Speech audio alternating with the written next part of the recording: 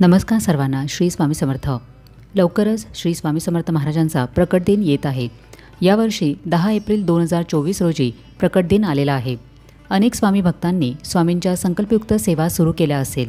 ज्यांना आत्तापर्यंत मासिक धर्म, सुतक, विटाळ यामुळे सेवा करणे जमले नसेल, तर राहिलेल्या 11 दिवसातही 11 दिवसांच्या संकल्पयुक्त सेवा जसे की तारक मंत्र अनुष्ठान, सारामृताचे पारायण किंवा महाराजांचा नामजप किंवा लिखित नामजप अशा सेवाही तुम्ही करू शकता. आपण महाराजांची सेवा करत आहोत, पण किती जण निस्वार्थी काही न मागता सेवा करत आहेत. आपल्या इच्छा पूर्ण करण्यासाठी, आपल्या अडचणी दूर करण्यासाठी सतत आपण स्वामींकडे काही ना काही मागत असतो. श्री स्वामी समर्थ महाराजांचा प्रकट दिन म्हणजे स्वामींनी जगाच्या कल्याणासाठी, अधर्माचा नाश करण्यासाठी आणि लोकांमध्ये नीती पसरवण्यासाठी या पृथ्वीतलावर अवतार घेतला. महाराज हे जगाच्या कल्याणासाठी या पृथ्वीवर प्रकट झाले. त्यांचे हे प्रकट होणे म्हणजे आपल्यावर उपकार केल्यासारखेच आहे. त्यांचे हे ऋण आपल्याला कधीही फेडता येणार नाही. आज आपण स्वामींची खूप भक्ती करतो.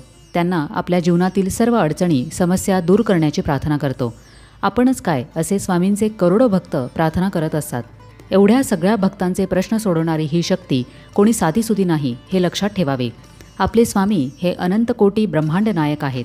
आपल्या आयुष्यामध्ये कोणतीही अडचण आली तर आपण म्हणतो की स्वामी आहेत ना, स्वामी बघून घेतील, स्वामी आपल्याला नक्कीच यातून बाहेर काढतील, असा आपण स्वामींवर विश्वास दाखवतो. स्वामींशिवाय आपण आपल्या आयुष्याची कल्पनाही करू शकत नाही. किती दिवस आपण स्वामींकडे फक्त मागतच राहणार. आपणही स्वामींना काहीतरी देणे लागतोच.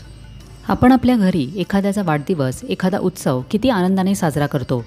तर ज्या स्वामींचे आपल्या जीवनामध्ये इतके महत्त्वाचे स्थान आहे, त्यांचा प्रकट दिनही आपल्याला तितक्याच उत्साहाने साजरा केला पाहिजे. महाराजांना फक्त भक्तिप्रिय आहे. तुम्ही किती तळमळीने स्वामींची सेवा करता हे त्यांना आवडते. त्यामुळे तुम्ही प्रकट दिनानिमित्त एखादी संकल्पयुक्त सेवा जरी करत असाल तरी त्या व्यतिरिक्त कमीत कमी 5 मिनिटे का होईना स्वामींसाठी सेवा करा. आपण संकल्पयुक्त सेवा आपली एखादी मनोकामना पूर्ण करण्यासाठी करत असतो. त्यामुळे या व्यतिरिक्त स्वामींसाठी स्वामींची सेवा करून आपल्याला ती त्यांच्या चरणी अर्पण करायची आहे. तुम्ही जी काही सेवा करत आहात त्याशिवाय स्वामींसाठी एक माळ जास्त जप करा, तारक मंत्राचे पठण करा, सारामृताचे वाचन करा.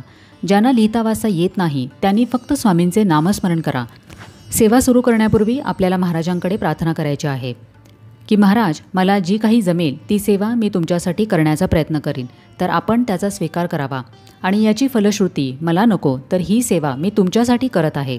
तुम्ही आजपर्यंत मला खूप साथ दिलीत, माझ्या सगळ्या समस्या सोडवल्या, मला योग्य ते मार्गदर्शन केले. तुमचे उपकार मी कधीही फेडू शकणार नाही, पण तुमची जी जमेल ती सेवा मी तुमच्यासाठी करण्याचा प्रयत्न करेन. आपणही नेहमी ऊर्जावान राहावे, प्रसन्न राहावे आणि आपल्या सर्व भक्तांचा सांभाळ करत राहावा, यासाठी ही सेवा आपल्या चरणी अर्पण करत आहे. तुम्हाला जर आता शक्य असेल तर तुम्ही प्रकट दिनापर्यंत स्वामींसाठी सेवा करा. याशिवाय प्रकट दिनाच्या दिवशी ज्या काही स्वामींच्या सेवा कराल त्या सर्व काही स्वामींच्या चरणी अर्पण करा. त्या बदल्यामध्ये स्वामींकडे काहीही मागत बसू नका. आपण जी काही कोणत्याही देवतेची सेवा करत असतो त्याचे पुण्यफळ आपल्याला मिळत असते. पण अशा कोणत्याही फळाची अपेक्षा न करता अशा पद्धतीने स्वामींची सेवा केल्यामुळे स्वामी आपल्यावर खुश होतील आणि आपल्याला आशीर्वाद देतील. अशी निस्वार्थी सेवा केल्याने काही मागण्याची वेळच आपल्यावर स्वामी येऊ देणार नाहीत. त्यामुळे प्रकट दिनापर्यंत किंवा प्रकट दिनाच्या दिवशी जी सेवा कराल ती स्वामींसाठी करा. मला हे द्या, ते द्या, माझी ही इच्छा पूर्ण करा, असा भाव मनातून काढून टाका आणि स्वामींची निस्वार्थीपणाने सेवा करा. तर कसा वाटला आजचा व्हिडिओ हे मला कमेंट करून नक्की सांगा. आपण भेटूया आता पुढच्या व्हिडिओमध्ये. तोपर्यंत सगळ्यांना श्री स्वामी समर्थ.